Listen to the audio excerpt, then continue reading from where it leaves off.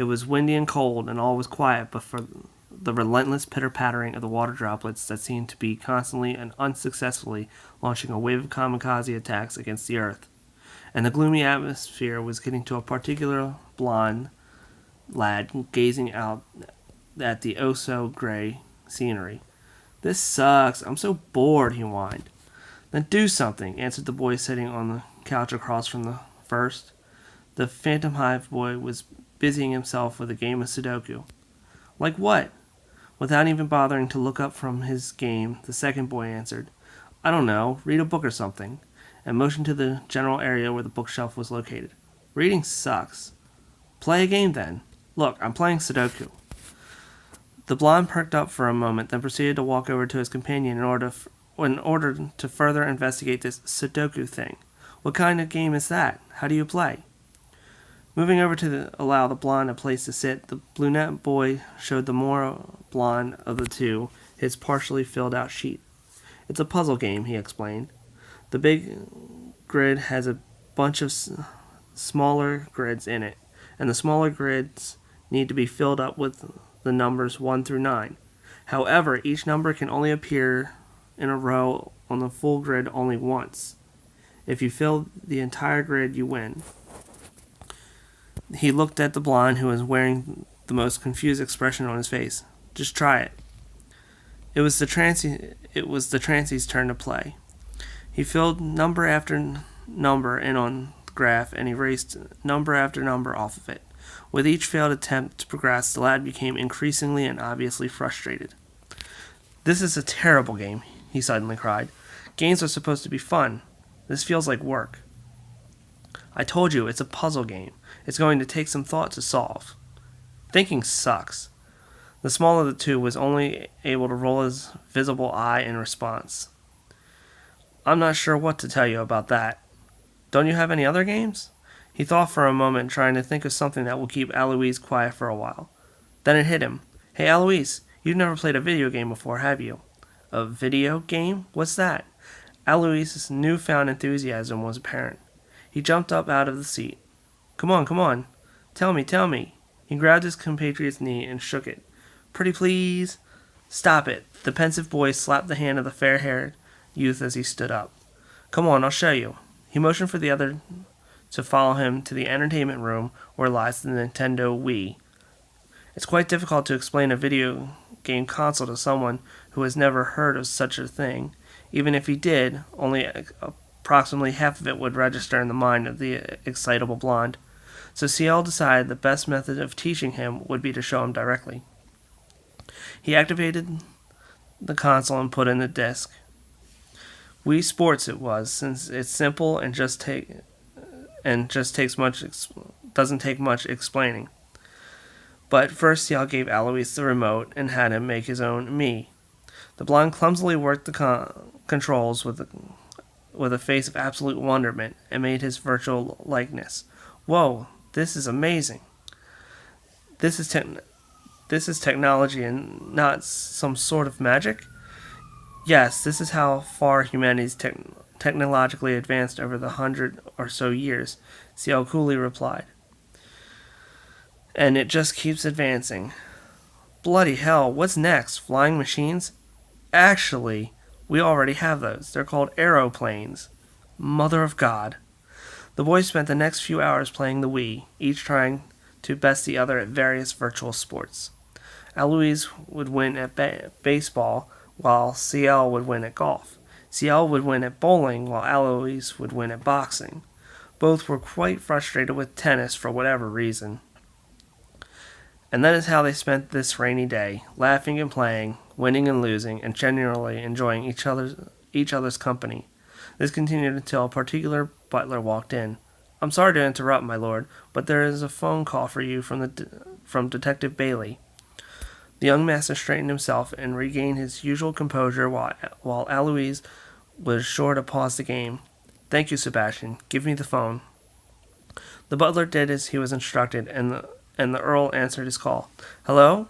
It's been a while, Bailey. Is there something I can help you with?" This went on for several minutes as Alois waited as patiently as an Alois Trancy could behind the couch, watching. Finally, the eye-patched gentleman hung up Get your coats on, we're going out, he instructed. Out where? Eloise inquired with his usual enthusiastic tone he chimes whenever an outing is mentioned. The police station. Sebastian, get the car ready. The man clad in black simply bowed in response and said, Yes, my lord. Chapter 5. It's a mystery, my lord. The ride to the station felt shorter than it was, even with the eccentric blonde in the backseat hopping up and down in excitement. There's even more lights on than usual, he exclaimed with his face abnormally close to the window. His face would have been whacked against it as soon as the man in the driver's seat turned a sharp corner suddenly. That's because it's raining. The gentleman in the seat next to him has been summoned to the police station this rainy day in order to assist in solving a case.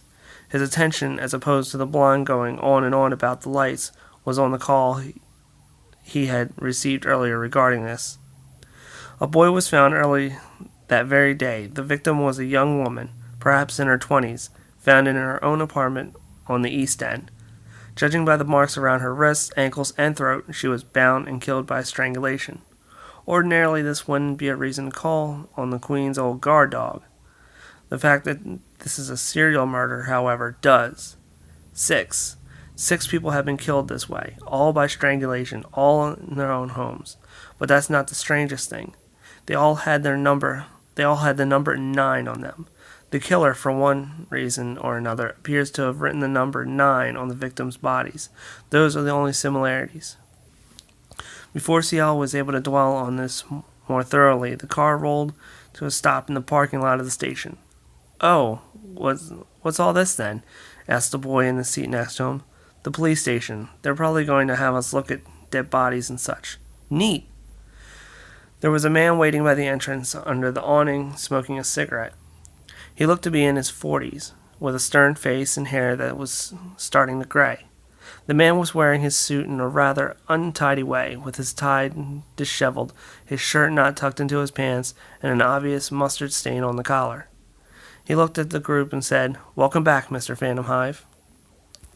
Hello, Detective Bailey, said the young Earl as he walked under the awning to enter the building. Stumped with another case, I see. Tell me, however, where were you able to become a police officer in the first place?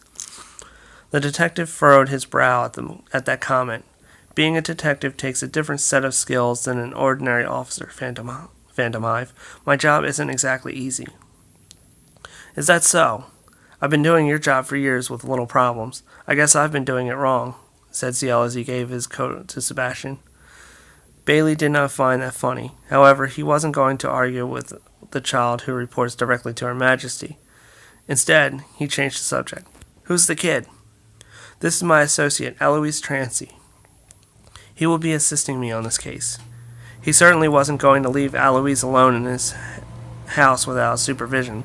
Repeating the lizard in the toaster incident would probably result in being another victim. This time, an airheaded blonde boy. Hello, sir. Pardon my intrusion. Eloise is not usually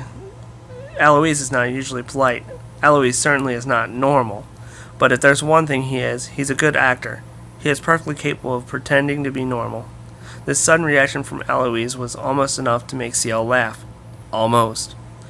Do you know if there are any signs of a pattern in the killings, Detective? Sebastian asked. Mr. Michaelis, other than the number 9 written on the bodies and the suitcases found with them, no. Suitcases? The boys asked at once. Yes, weren't you informed over the phone? I heard nothing of suitcases, answered Ciel. Show them to me at once. The group walked down the hallways of the station, catching the stares of the inhabitants. Why is everyone watching us? Asked the blonde in a whisper. The darker-haired boy whispered back, never losing pace. We're kind of famous around here. Try to ignore it. They reached the evidence room after trekking through a hallway of awkward stairs.